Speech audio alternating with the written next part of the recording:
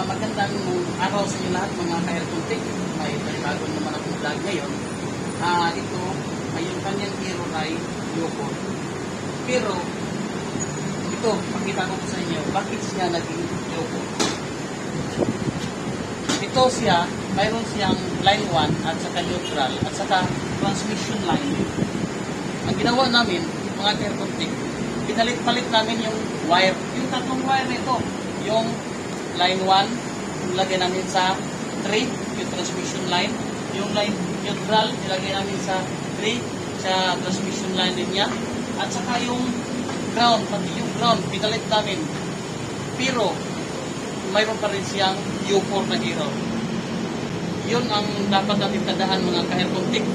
Kasi, yung unit na ito, kahit pinalit natin yung kanyang wire, yung 1, 2, 3, pinalit natin, ganun pa rin siya, nagkahirap pa rin siya yung U4. Anong dahilan? Ang ginawa namin ngayon, nag-fly kami ng wire.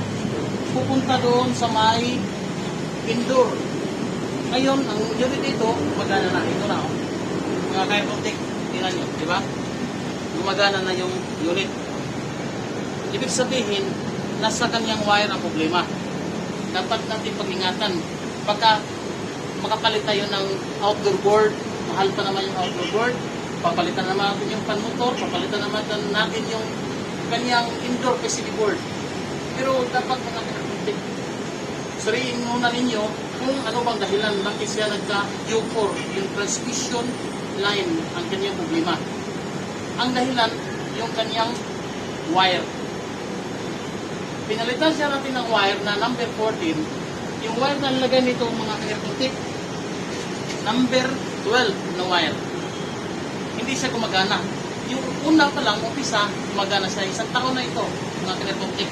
Gumagana siya. Pero ngayon, hindi na gumagana. Nag-disconnection na siya. Parang hindi na siya nagka-contact yung indoor at saka outdoor. Yun ang ginawa natin, nalitan siya ng number 14. Dapat ang number 14 ang doon natin lagay yun para pang transmission line niya. Dito sa number 3. Yun ang dapat natin tandaan mga ka-aircontic. Dapat aware kayo sa lahat ng mga ka-aircon natin. Di ba? Okay? Okay.